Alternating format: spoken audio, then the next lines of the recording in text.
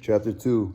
Christian Ivanovich Ruinspitz, doctor of medicine and surgery, an extremely healthy, although rather elderly gentleman, endowed with thick grained eyebrows and side whiskers with an expressive twinkle in his eyes, which alone appeared sufficient to banish all ailments, and wearing an important decoration on his chest, was sitting that morning in his consulting room in his comfortable armchair, smoking a cigar, drinking coffee, and that his wife herself had brought him, and writing out prescriptions for his patients from time to time.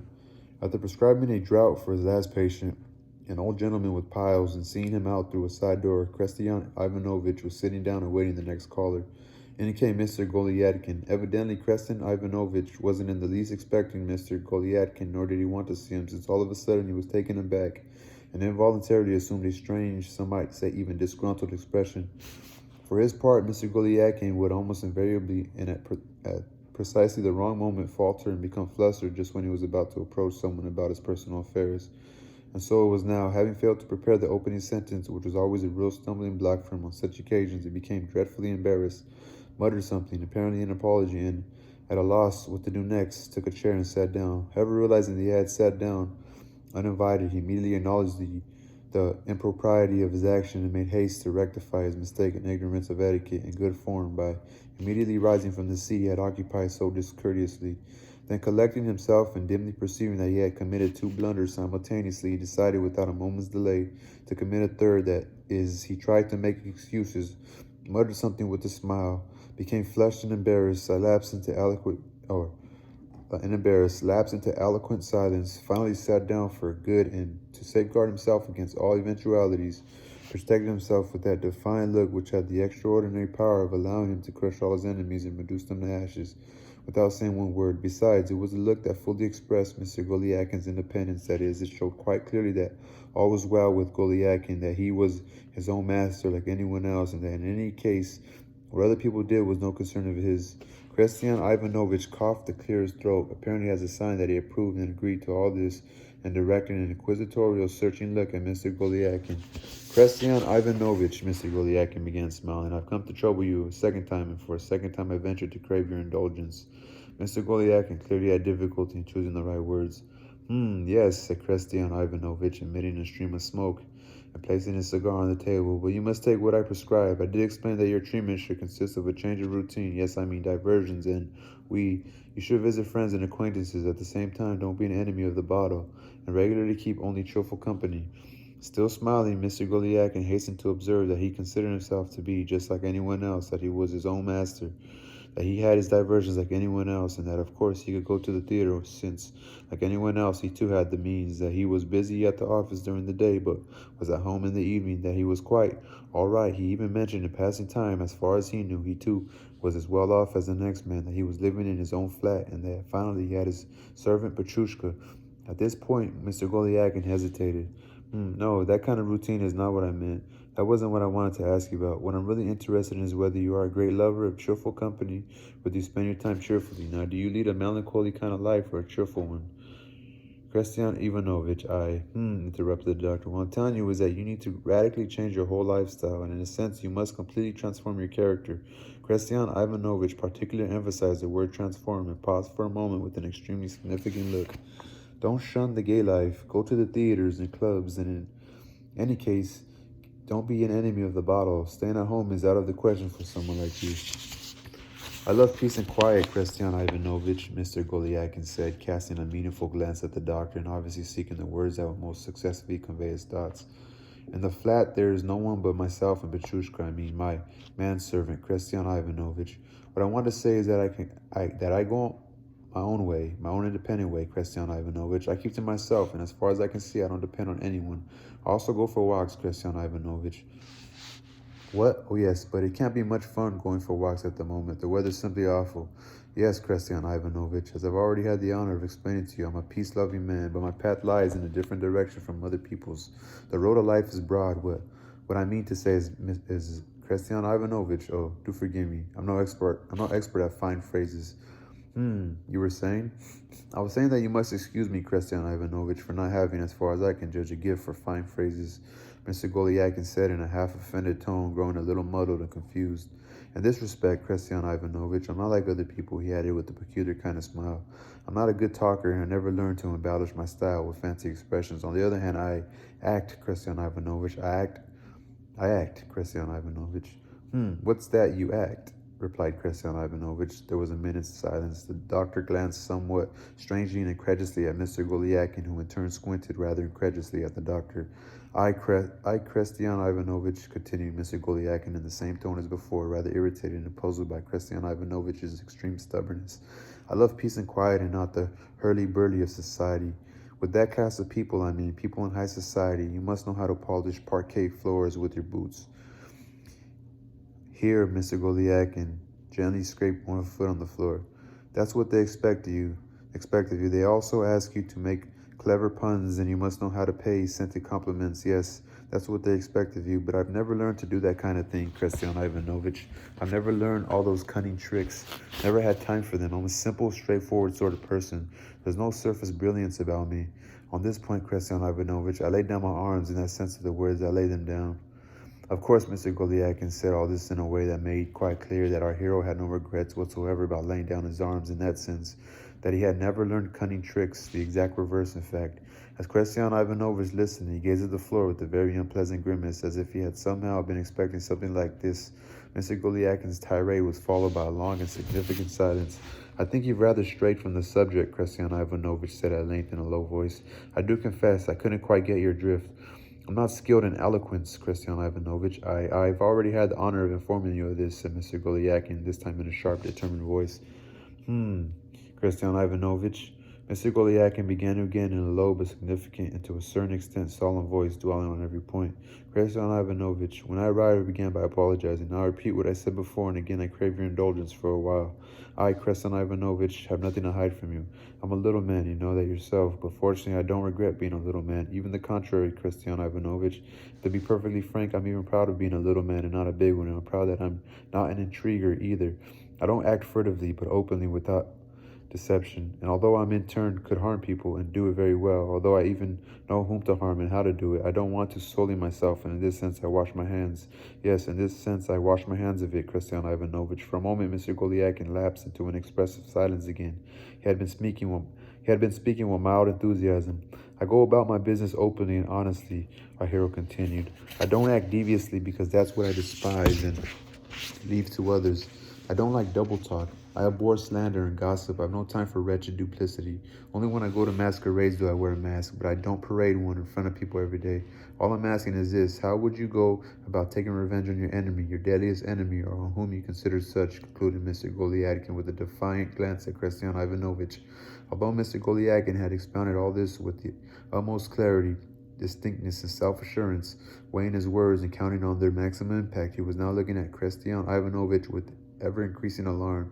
Now he was all eyes, timidly awaiting Christian Ivanovich's reply with morbid, vexed feelings of impatience, but to Mr. Goliakin's amazement and utter dismay, all the doctor did was mutter something under his breath. Then he pulled his chair up to the table and announced, rather coolly but nonetheless politely, something to the effect that his time was precious, that somehow he didn't quite follow and that he was prepared, as far as he could, to be of service, but beyond that he would not delve into matters that did not concern him. Here he picked up his pen, drew a sheet of paper towards him, cut off a piece of the size of a prescription, and announced that he would prescribe what was appropriate right away. No, Christian Ivanovich, that's not appropriate at all, said Mr. Goliadkin, half rising from his seat and grabbing the doctor's arm, the doctor's right arm. There's no need for that at all in my case. While Mr. Goliadkin was saying this, a weird transformation came over him. A weird transformation came over him. His gray eyes shone with a strange fire, his lips quivered, and every muscle, every feature of his face was twitched and shifted. He was shaking all over, following his first movement, holding Christian Ivanovich by the arm. Mr. Goliakin now stood motionless as if he had lost all confidence and was awaiting inspiration for further action. And then a rather bizarre scene followed. Somewhat puzzled, Christian Ivanovich momentarily stayed glued to his chair, quite taken aback and gazing wide-eyed at Mr. Goliakin, who gazed back in familiar fashion. Finally, the doctor stood up, supporting himself to some degree by one of Mr. Goliakin's coat lapels. For a few seconds, they both stood there like that, without budging or taking their eyes off each other, then followed Mr. Goliakin's second impulsive movement, moreover in a most peculiar manner. His lips trembled, his chin twitched, and Quite unexpectedly, our hero burst into tears, sobbing and nodding, beating his breast with his right hand whilst grasping the lapel of Christian Ivanovitch's domestic attire with the other. He tried to speak, to offer some immediate explanation, but he was unable to utter one word. At last, Christian Ivanovitch recovered from his amazement. "Come here, please calm yourself. Sit down," he said, trying to seat Mr. Golyakin in the armchair. "I have enemies, Christian Ivanovitch. I have vicious enemies who have vowed to ruin me," Mr. Golyakin replied in a frightened whisper. "Now that's enough of enemies. No need to bring enemies into it. Absolutely no need to.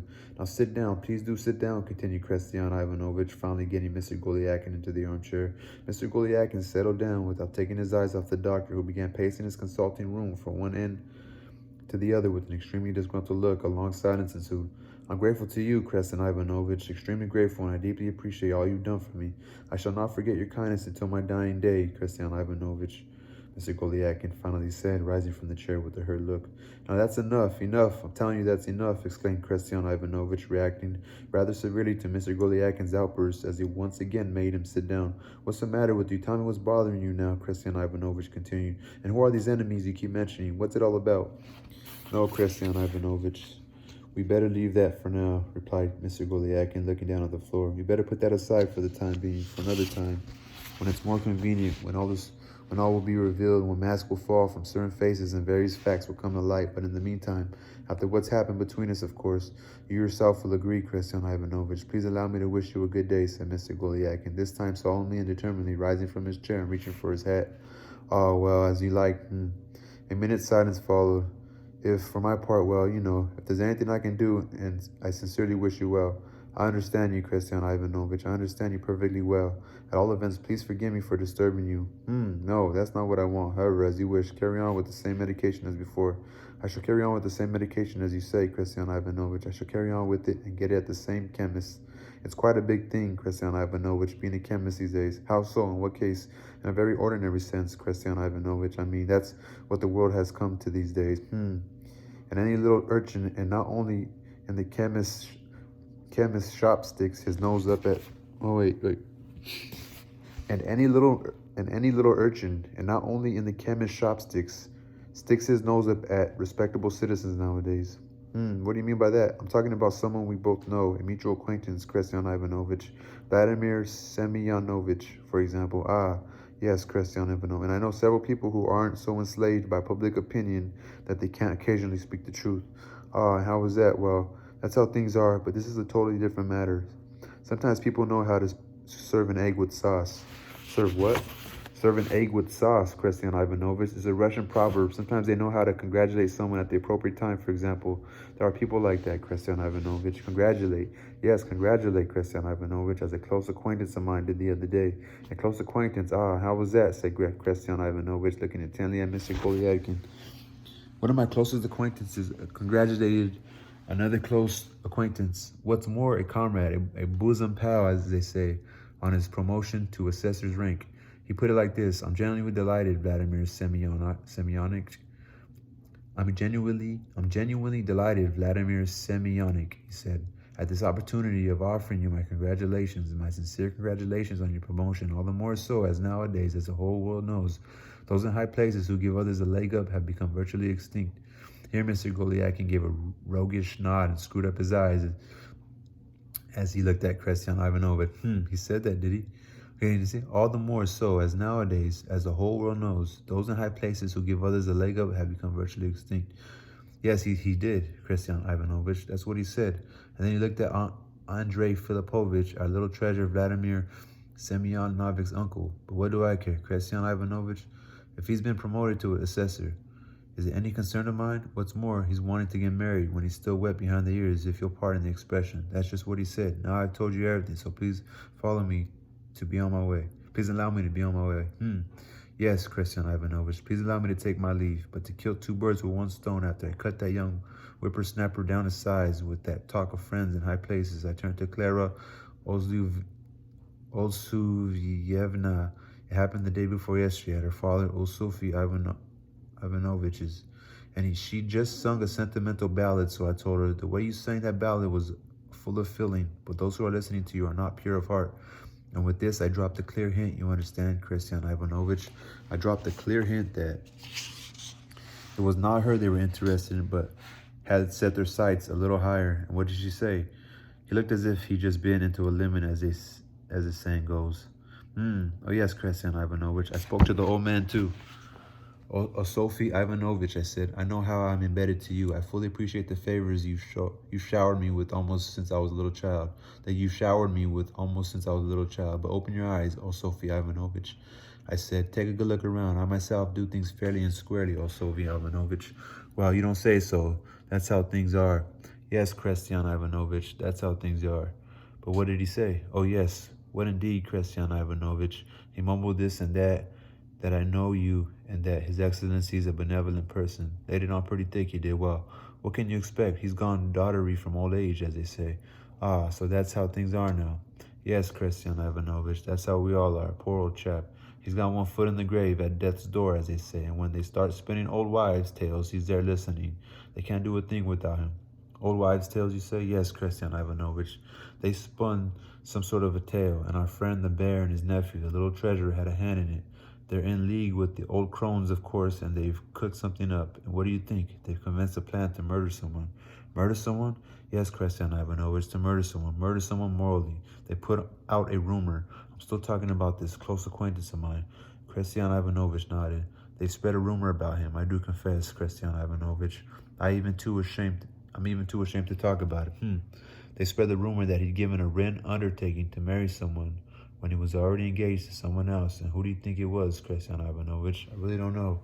Some brazen German slut who owns an eating house and cooks his dinner. Instead of paying her what he owes her in cash, he's offering her his hand. Is that what they say? Can you believe it, Christian Ivanovich? A nasty, vile, shameless German slut, Carolina Ivanovna, if you've heard of her.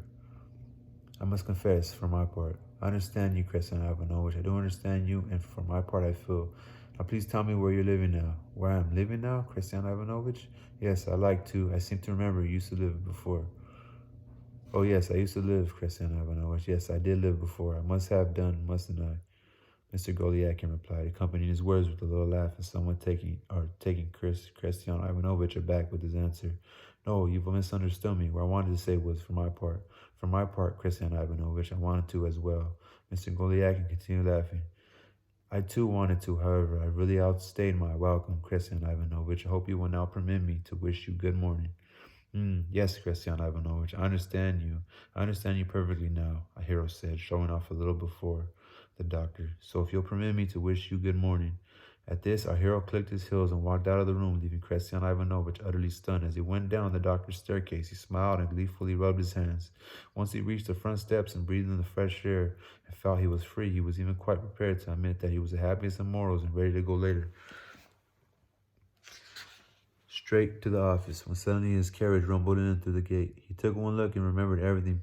Petrushka was already opening the carriage door. A peculiar, extremely unpleasant sensation held Mr. Golyakin totally in his grip. For a moment he appeared to flush, then something seemed to prick him. As he was about to plant his foot on the carriage step, he suddenly turned around and looked up at Christian Ivanovich's window. Just as he thought, Christian Ivanovich was standing at one of them, smoothing his side whiskers with his right hand and looking at our hero rather inquisitively. That doctor's stupid, thought Mr. Golyakin, hiding in the carriage. Terribly stupid. He may be a good doctor, all the same. He's as thick as two planks. Mr. Golyakin sat back. Petrushka shouted, "Drive on," and the carriage once more rolled out onto Nevsky Prospect. All right, that was chapter 2. Weird book so far. Sounds like it's another paranoid character or something. Oh no, we'll see what happens. Anyway, also, this is called The Double. It's funny they put the double book, and the second story is The Double. As you can see, Notes from Underground and The Double. So the story we're on now is The Double. That was chapter 2 of The Double. Peace, y'all. I'm having a better day now that I'm reading. So I hope you guys have a good day. You work through whatever issues you got going on, and you keep it positive. Peace, y'all.